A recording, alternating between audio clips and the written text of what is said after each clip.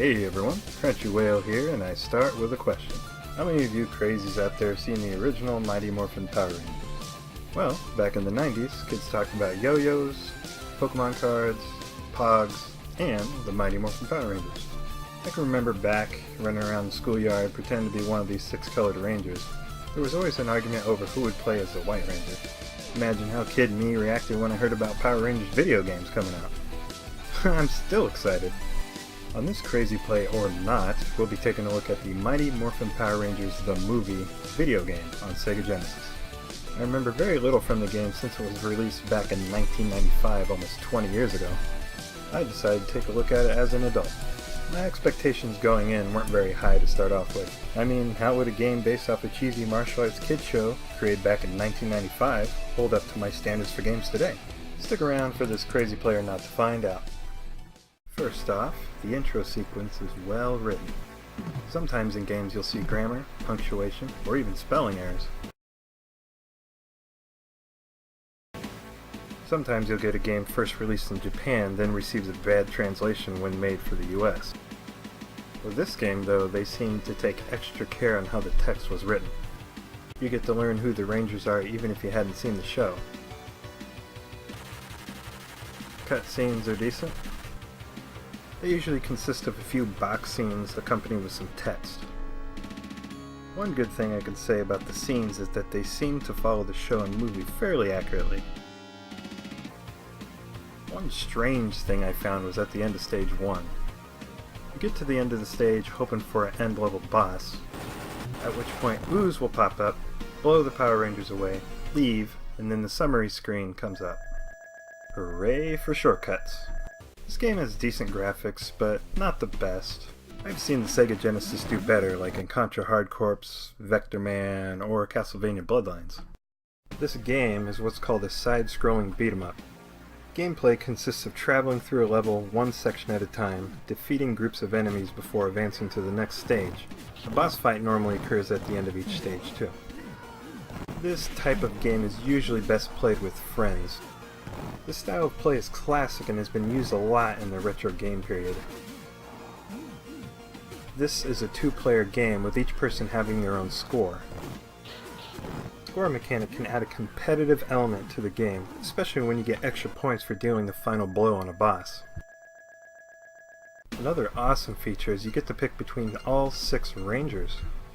Unfortunately, there do exist movie-based games out there that don't feature all the characters of the show.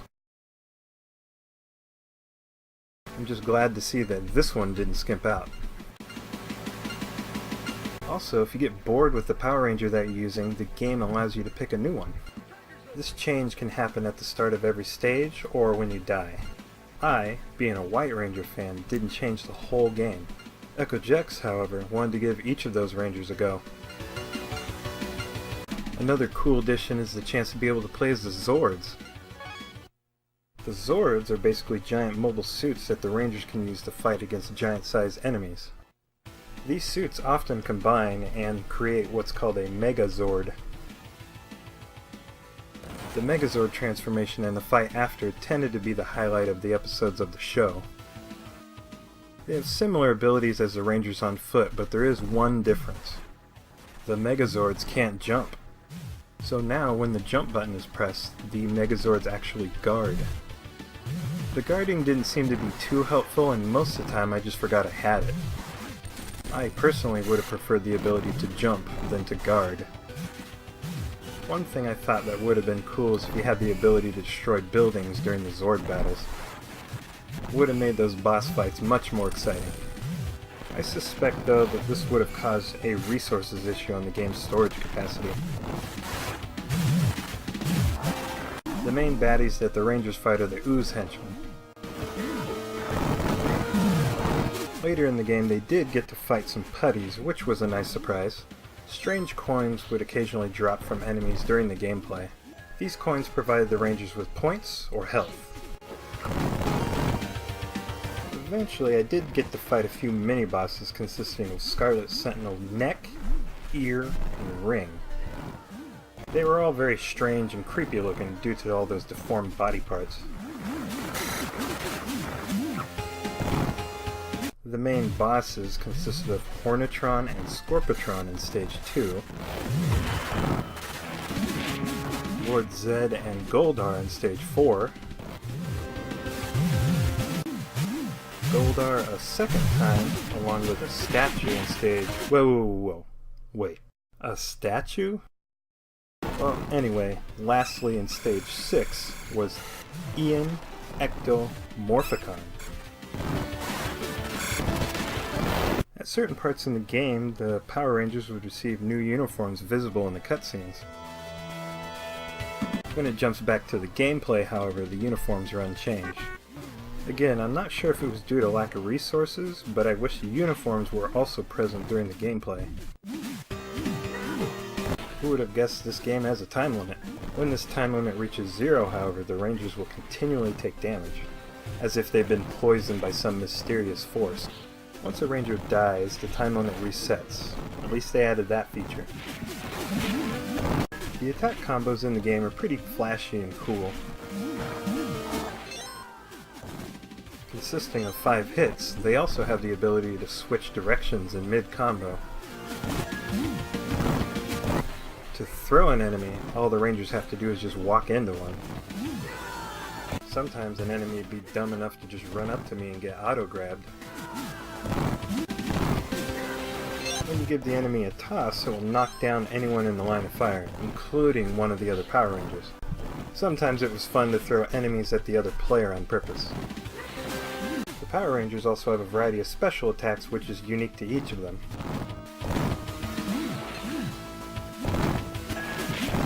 They can perform a few different aerial attacks as well as a strong attack. When the strong attack is performed and lands a hit on the enemy, a portion of the Ranger's health is drained.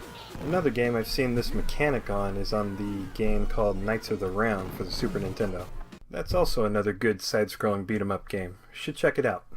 The last move they're able to perform is a charged attack. It's initiated by holding the main attack button until the character starts blinking, and then release the button. This seems to be the most damaging attack, but it does take time to perform.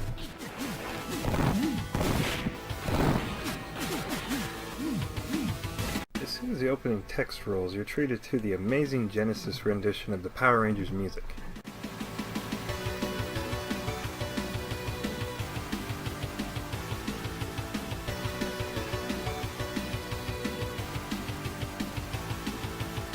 I didn't have a single complaint about any of the music in this game.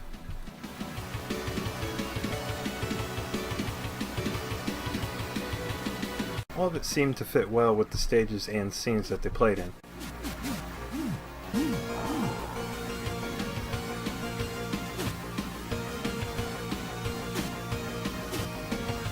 The biggest reason that they're awesome is that they're the digitized versions of the most popular songs from the TV show.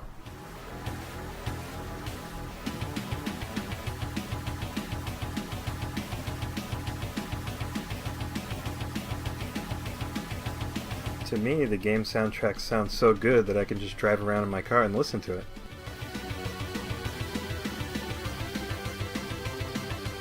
I've always had an interest in the old retro-style video game music.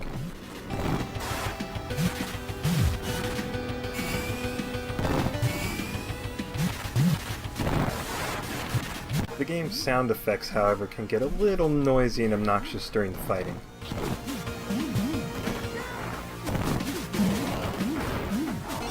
For instance, when the Power Rangers throw an enemy, they make a strange yelling sound.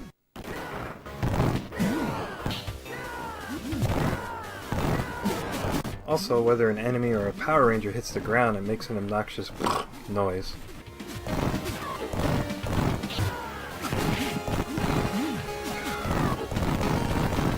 The rest of the sound effects don't really stand out, and they seem to fit the game just fine, so that's good. First funny thing I noticed was on stage 1. You saved 2 fist-pumping weirdos from the Ooze Goons. They just sit on that ground with the fist-pumping fever.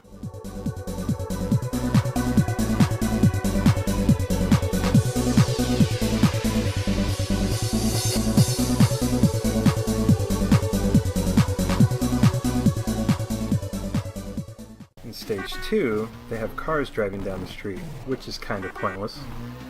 They only drive on one side of the street, which makes them easy to anticipate. Plus, I don't know what kind of jerk would perform a hit and run on a Power Ranger while they're trying to save the city. Another random addition to stage 2 is the "We need a hero" message on the building awnings. I don't seem to remember anything like this from the movie, and it just seemed out of place here. The first and only secretive thing I found was in stage 4. You progress through it normally, or so you think, until you get to the end. When you do reach the end, all you do is fight a seemingly endless wave of putties. We were confused at first. Why is this taking so long? When we just fought until we ran out the stage timer, we knew we were missing something. Upon exploring the level further, we did notice a flickering rock in the background. When I attacked it, it would blink like it was taking damage. Eventually the rock was destroyed, revealing a hole where Zed was waiting with his big hand. Needless to say, his hand didn't stand a chance against the might of the Power Rangers. When reaching stage 5, the difficulty jumps way up.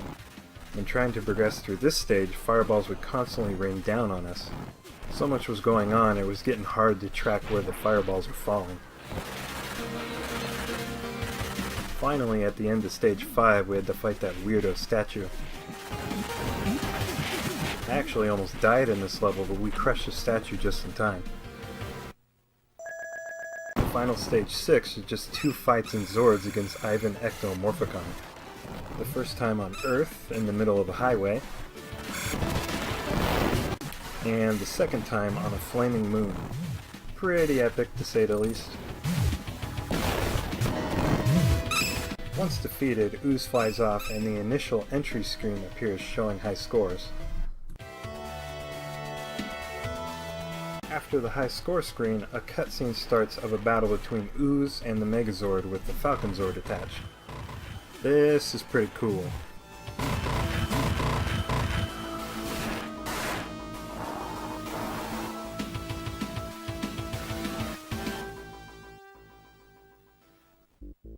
Finally, after that scene, it takes you to a wrap-up cutscene, and then the credits. It's Crunchy Whale in the face. Let's give you my final thoughts. Game wasn't too hard. It was pretty easy with 2 people. I don't think I'd play it by myself. It would probably be kind of tedious. I probably wouldn't finish the game before it ended. I had fun almost the whole time playing with a buddy, so that'd be the way to do it. I'd say it's worth a play if you had a friend to play with. I don't think there's much replay value yet. I'm not getting an urge to play it. Maybe next year, give it a little time. I did highly enjoy the music though. The music was great. I downloaded the soundtrack since then and I've been listening to it, and it's awesome. If I were to give it overall score, probably 7.5 or so, out of 10, somewhere in there. Anyway, thanks for watching. It's been Crunchy Whale, and stay crazy.